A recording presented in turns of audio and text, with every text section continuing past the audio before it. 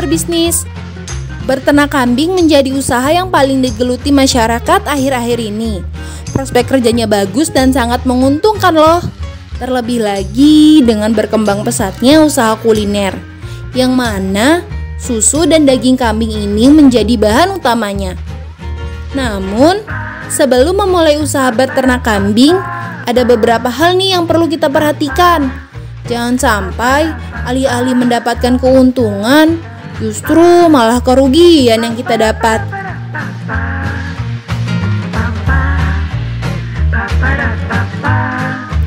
Dulu, peternakan kambing di Indonesia berkembang di pedesaan sebagai peternakan kambing tradisional. Nah, masyarakat yang mengelola peternakan biasanya juga turut bertani. Para petani ini mengolah sawah dan kebun untuk memenuhi kebutuhan sehari-hari. Sementara peternakan kambing hanya sebagai tabungan untuk keperluan mendesak saja. Untuk itu, kambing harus sehat dan mendapat pakan yang baik dari dedaunan dan rumput yang diambil langsung dari alam.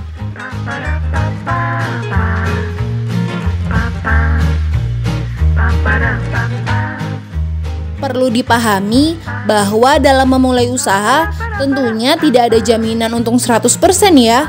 Pasti selalu ada berbagai faktor yang memungkinkan potensi kerugian.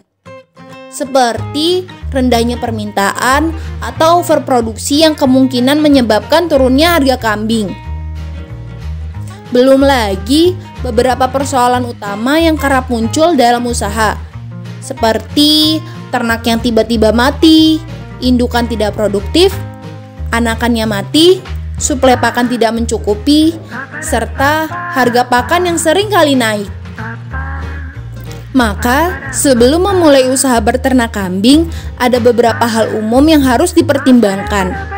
Berikut hasil rangkuman folder bisnis dari hasil wawancara folder desa kepada para peternak kambing yang sudah belasan tahun menggeluti usaha ini.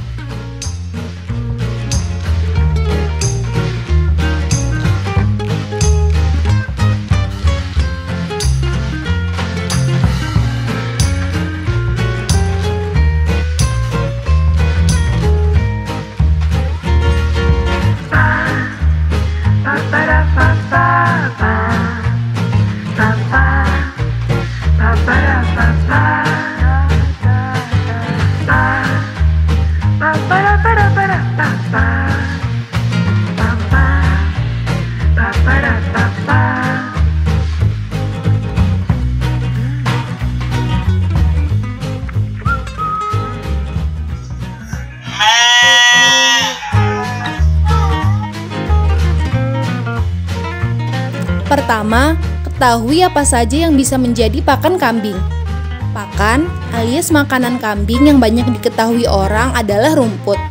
Namun, ada loh beberapa dedaunan yang bisa menjadi pakan kambing, antara lain rumput gajah. Rumput gajah salah satu pakan hijau yang disukai kambing. Rumput gajah sendiri memiliki beragam jenis dan karakteristik. Karakteristik daun gajah terbagi menjadi dua, daun rumput gajah yang berbulu dan sedikit berbulu.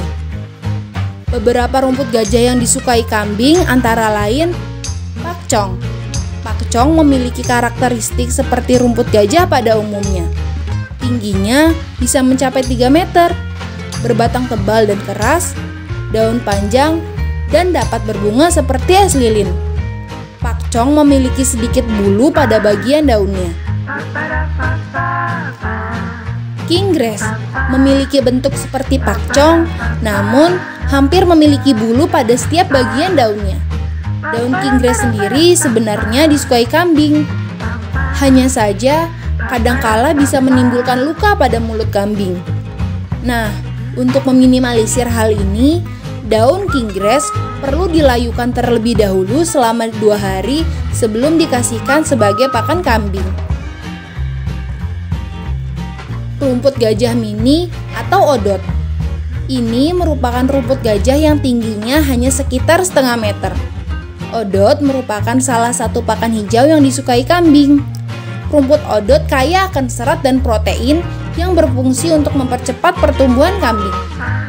Meskipun kambing lebih suka dikasih pakan yang lebih segar, namun untuk semua rumput gajah, alangkah baiknya bila semua dilayukan terlebih dahulu sebelum diberikan sebagai pakan kambing.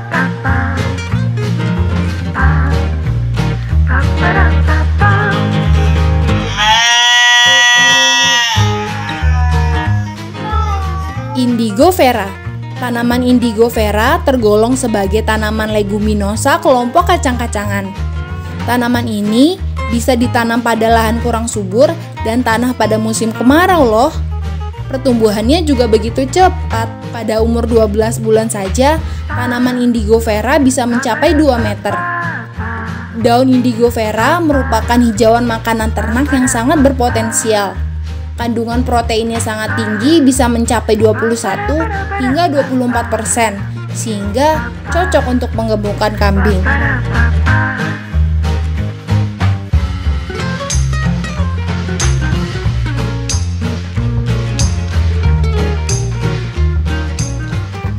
Kaliandra. Kaliandra bisa ditanam pada lahan kurang subur juga. Kaliandra merupakan tanaman yang bisa dibudidayakan pada dataran rendah maupun dataran tinggi.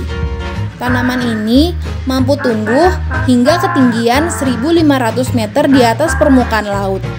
Tanaman Kaliandra selain kaya serat, juga merupakan tanaman sumber protein bagi ternak. Daun Kaliandra juga mudah dikeringkan dan dapat dibuat sebagai tepung makanan ternak kambing.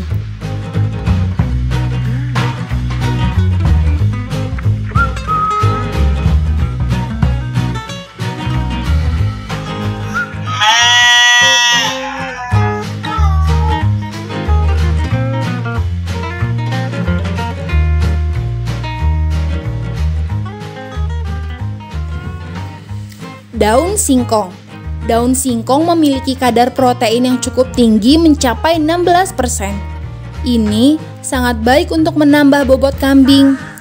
Hanya saja yang perlu diperhatikan yaitu daun singkong memiliki kandungan anti nutrisi berupa asam sianida dalam kadar tertentu. Jika dalam konsentrasi tinggi akan menyebabkan kambing tiba-tiba mati. Salah satu langkah yang paling mudah untuk mengurangi kadar asam sianida pada daun singkong adalah melalui proses penjemuran. Sebelum diberikan sebagai pakan kambing, daun singkong harus dijemur terlebih dahulu hingga layu. Jangan pernah ya memberikan pakan daun singkong dalam kondisi masih segar. Cara efektif lainnya adalah dengan melakukan perendaman daun singkong, dilanjutkan pengeringan, lalu dibuat campuran pakan fermentasi. Nah, selain 4 pakan dedaunan hijau tadi, ada juga bahan pakan di sekitar kita yang bisa dimanfaatkan sebagai pakan kambing loh. Seperti kulit jagung, daun pepaya, daun nangka, kulit pisang, hingga daun kacang-kacangan.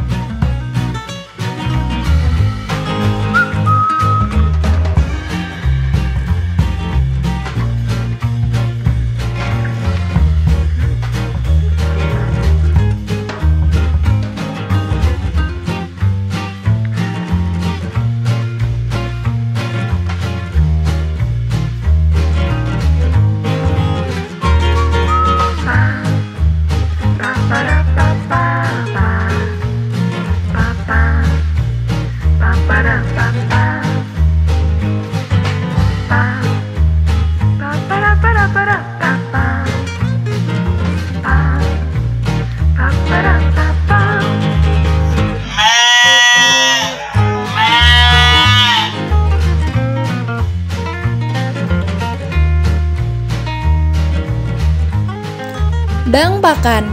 Bagi peternak skala besar, perlu menyiapkan bank pakan guna menjamin cadangan pakan bagi ternak kambing agar bisa diberikan kapan saja. Ada 2 jenis bank pakan, yaitu bank pakan hijau dan bank pakan olahan. Untuk bank pakan hijau dilakukan dengan menanam tanaman pakan seperti rumput gajah, Indigo Vera, Kaliandra pada petak lahan yang tersedia. Adapun luasan bank pakan ini bisa kita sesuaikan dengan jumlah ternak kambing yang kita miliki. Sedangkan untuk bank pakan olahan bisa dibuat dari fermentasi daun dan konsentrat. Nah, sobat semua juga bisa membuat bank pakan olahan secara mandiri dengan rumput odot atau rumput gajah dicampur dengan molase sebagai bidang fermentasinya.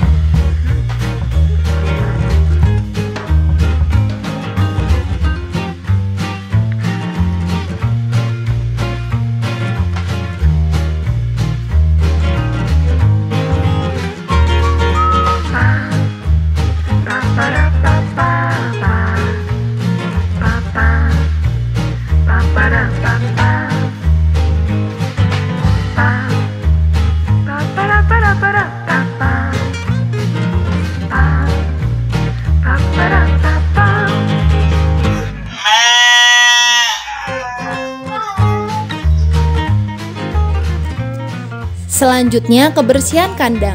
Setelah sobat semua mengetahui tentang pakan alternatif dan bank pakan, kini kita akan mengulas tentang pentingnya kebersihan kandang.